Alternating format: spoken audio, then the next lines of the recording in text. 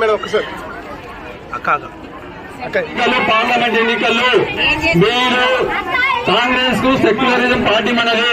దయచేసి మీరందరూ కూడా కాంగ్రెస్ ఓటు వేయాలి. రేవంత్ రెడ్డి గారు మనకు సంక్షేమ పథకాలు ఎన్నో పెట్టారు, మీకు అందరికీ తెలిసిందే. మీరందరూ కూడా ఉచిత బస్ ప్రయాణం చేస్తున్నారా లేదా?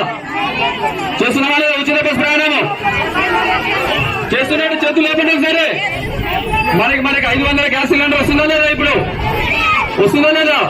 మరి ఎవరిచ్చారో? రేవంత్ రెడ్డి అని ఇచ్చాడు.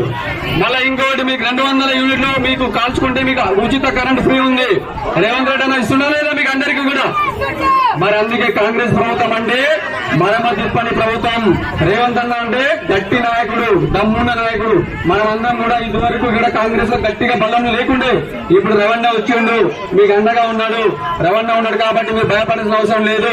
మేమందరం ఉన్నాం మీకు అండగా. మీరందరూ కూడా కాంగ్రెస్ కు ఖచ్చితంగా ఓటు వేసి మన జైరాబాద్ పార్లమెంట్ అయినటువంటి షట్కర్ సాబ్ ఓటేస్తే మీరు రాహుల్ గాంధీ ఓటేసినట్టే. రాహుల్ గాంధీ ఓటేస్తే మన భారత ప్రధాని అవుతారు. మీకు ఇంకో విషయం తెలుస్తుందా? బీజేపీ ఏమంటుంది? మీరు బీజేపీకి ఓటేస్తే మైనార్టీ రిజర్వేషన్ పోతుంది, ఎస్సీ ఎస్టీ మీకు వచ్చే ఉద్యోగాలు పోతున్నాయి. దయచేసి ఒక్కసారి మీరు ఆలోచించండి. ఓటు వేసేటప్పుడు ఎవరికి ఓటేయాలో గమనించి మీరు ఓటేయండి. నా ఓటు మాత్రం నేను కాంగ్రెస్ ఇస్తున్నా. ఎందుకంటే మన రాష్ట్ర ప్రభుత్వం ఇన్ని సంక్షేమ పథకాలు తీసుకొస్తుంది. మీకు ఇంకొకటి, కాంగ్రెస్ ఓటేస్తే ఏమైతుంది? మీకు నారీ న్యాయం కింద ఒక పేద మహిళకి ఏడాదికి 1,00,000 రూపాయలు ఇస్తుంది. అది ఏంది? అక్షరాల 1,00,000 రూపాయలు. మీరు కట్టాల్సిన అవసరం లేదు, తిరిగి ఇవ్వాల్సిన అవసరం లేదు. అది మీ ఇంటికి ఎంతో సౌలభ్యం ఉంటుంది. నిరుద్యోగులు మీరు బాధపడాల్సిన అవసరం లేదు. కాంగ్రెస్ ప్రభుత్వాన్ని ఓటేస్తే మీకు 1,00,000 వృద్ధి కింద మీరు దేని అన్నా మీరు కోచింగ్ యూజ్ చేసుకోవచ్చు. అది కూడా తిరిగి కట్టాల్సిన అవసరం లేదు. ఇన్ని సంక్షేమ పథకాలు చేస్తుంది. మరి అలాంటప్పుడు మనం ఎవరు కొట్టేయాలి? కాంగ్రెస్ కొట్టేయాలి. ఎవరు కొట్టేయాలి? బీఆర్ఎస్ ప్రభుత్వం ఇచ్చిందా మీకు కేజీ టు పీజీ? ఇవ్వలేకుండా ఉన్నారు. మీకు గట్టిగా ఎవ్వరు భయపడద్దు. మీకు భయం ఉంటే రవాణా దగ్గర రండి. మీ రవాణా ఎవరైతే పట్టాలు రావో మాకు చెప్పారు రైట్ పట్టాలు ఇప్పిస్తున్నారు. మీరు భయపడాల్సిన అవసరం లేదు. 1,00,000 రూపాయలు మీ ఇంటికి వస్తాయి పేద కుటుంబానికి.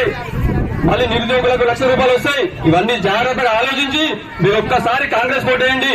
Congress party, Congress party. 14 నుంచి 18 దాకా ఏం చెప్పింది? గవర్నమెంట్ వచ్చింది చెప్పింది.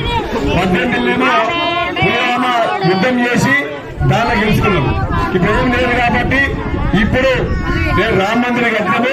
రామ మందిరం చూసి దైవం చూసి మాకు ఓటేయాలంటారు. జై శ్రీరామ్ అని ఓటేయాలంట. నేను అడుగుతున్నా, ఇవాళ మా కడుపుకు ఏమిస్తావు, మాకు ఏమిస్తావు నువ్వు ప్రభుత్వం నుంచి? గది చెప్పక నేను గుడి కట్టా, దేవుని పెట్టా, మొక్కుడిని ఓటేయాలట. ఇవాళ 400 సీట్లు ఇస్తే అంబేద్కర్ రాజ్యాంగాన్ని రద్దు చేసి మన ఉద్యోగాలు రాకుండా, చదువుకోవడానికి అవకాశం లేకుండా అన్ని విధాలా మోసం చేయడం కోసం ఇలా బీజేపీ ప్రయత్నం చేస్తుంది. దయచేసి బీజేపీకి ఓటేసినా, ఇలా బీఆర్ఎస్ ఓటేసినా అది బీజేపీకి వేసినట్టే. ఎందుకంటే బీఆర్ఎస్ పని అయిపోయింది. అది మోరీలు వేసినట్టే, మురిగిపోయినట్టే. ఒకవేళ మీరు పుస్తకంలో బీఆర్ఎస్ వేసిననుకో ఖచ్చితంగా అది బీజేపీకి వేసినట్టు అవుతుంది. కాబట్టి దయచేసి బీఆర్ఎస్ కి వేయద్దు, బీజేపీకి వేయద్దు, కాంగ్రెస్ పార్టీకి ఓటేసి ఈ పనులన్నీ చేసుకోవాలి. ఈ స్కీములు ఇవ్వాలా. రేపు రేషన్ కార్డు కావాలన్నా, రేపు పెన్షన్ కావాలన్నా, రేపు 200 యూనిట్ల కరెంటు కావాలన్నా, అన్ని విధాల స్కీములన్నీ, గ్యాస్ లో 500 సిలిండర్ కావాలన్నా, రేపు మీ వాళ్ళకు మీ దగ్గర వాళ్ళకు ఇండ్లు కావాలన్నా మరి కాంగ్రెస్ పార్టీ చేస్తారు. కాబట్టి దయచేసి ఆలోచన చేసి మరి సురేష్ షెట్కార్ గారిని మంచి మెజార్టీతో గెలిపించినట్లయితే ఖచ్చితంగా ఈ పనులన్నీ చేస్తామని చెప్పి తెలియజేసుకుంటూ అక్కడ సోమవారం చేతి గుర్తుకే గుర్తుల గుర్తు